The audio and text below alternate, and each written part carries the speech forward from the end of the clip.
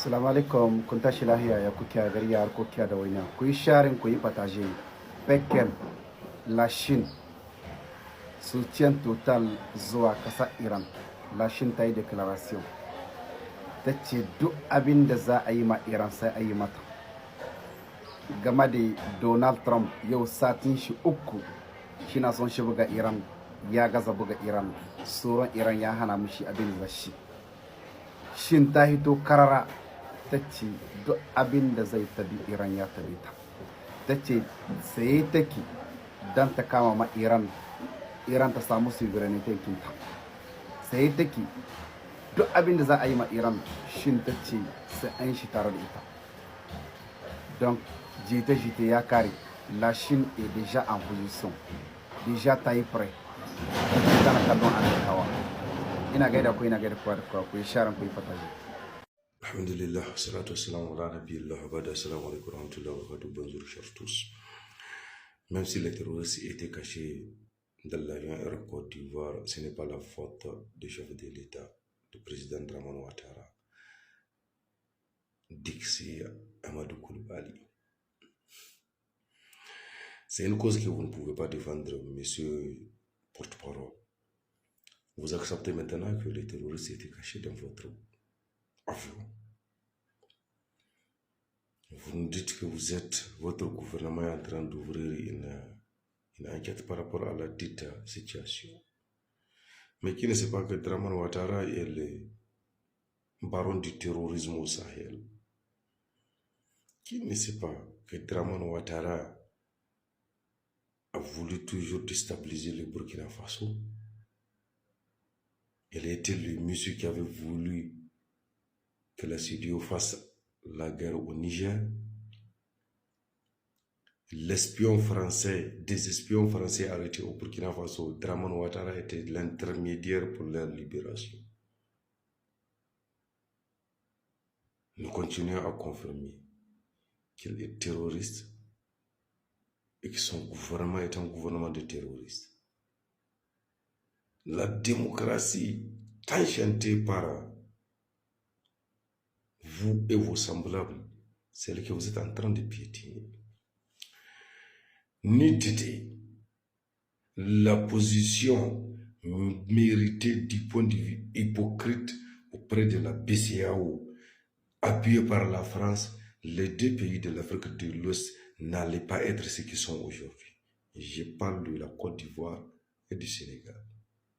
À la tête à l'époque, Houphouët-Boigny, Léopold Sédar Senghor, élu le dromadaire du Sahel qui a été monté pièce par pièce par Houphouët-Boigny.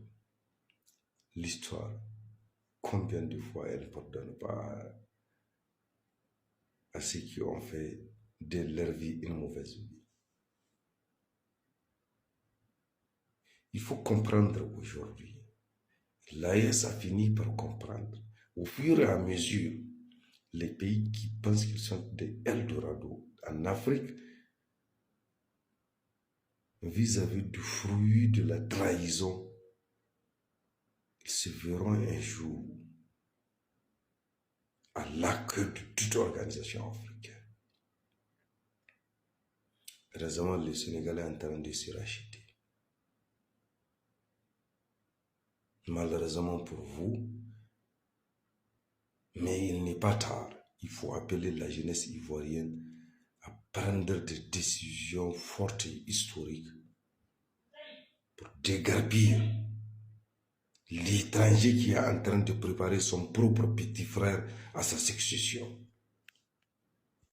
Salam alaikum. Benjamin Netanyahu, Premier ministre Israël, ya yi hushin Donald Trump. Inda Donald Trump ya gaza komi da Iran.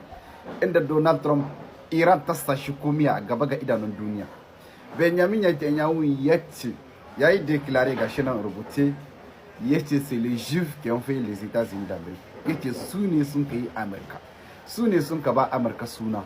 Su ne sun ka sa Amurka ta zama premier puissance mondiale. Sans eux, Amérique n'est rien. Kuma sun ka ce yau in sun ka hita baya ga États-Unis d'Amérique, Amérique za ta hawa kamar biredi cikin ruwa. Benjamin Netanyahu ya gaya ma Donald Trump wadanda magungun. yace sans et sous les juifs les États-Unis n'est rien. Donc États-Unis ta yi musu écraser kin Iran, États-Unis kuma ta gaza wadda za ta yi da Iran. Iran kin nan buga Iran masala ce wadda duk duniya za ta dandana ba wai Amerika ba. Paske su da kansu ba za su hita ba. Abinda aga Iran ba kananan kaya a gare su ba kananan misil a gare su ba. Abin Iran da ka ba Rasha ma a uwar duniya duka makamai tana ba ta ma makamai. Akwai makamman da Rasha take utilize a Ukraine, yau Iran naka ba ta. Yau Donald Trump dan ya ji dadin climatizer kin da shike Mission Blanche wai shi zo shi bombardin kin Iran. Yanzu ya Netanyahu yayi hushi, hankalin shi ya tashi. Yanzu ya tahi ma New York. Marge yayi musu parliament. Ina gaida ku, ina gaida kowa da kowa. Assalamu alaikum, abokaina kun tashi lafiya kuke a gari har kuke da waina. Ku yi sharin ku yi fataje muna tare insha Allah. Iran hari.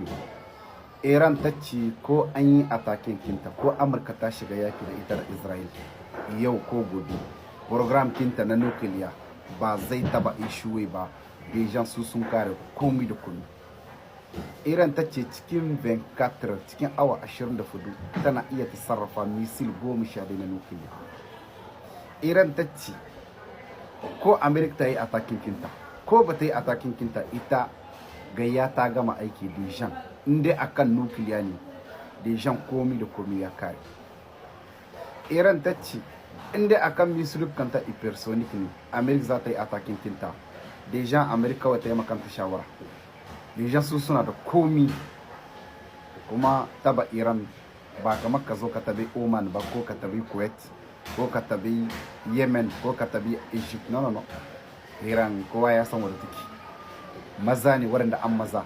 Yau sati uku Donald Trump na son shi buge su. Shi na son shi bombardin ki Iran ya karza shi. Yanzu Benjamin Netanyahu ya dauko jirgin shi ya taho États-Unis. Inda zai ganawa da Donald Trump dan kullum shi na tsoro. Bajur kullum shi na tsoron shi buga Iran. Kullum shi na tsoron shi kaza. Su Israel suna saye dare da ranar da a buga Iran. Dan dai a ga bayan Iran.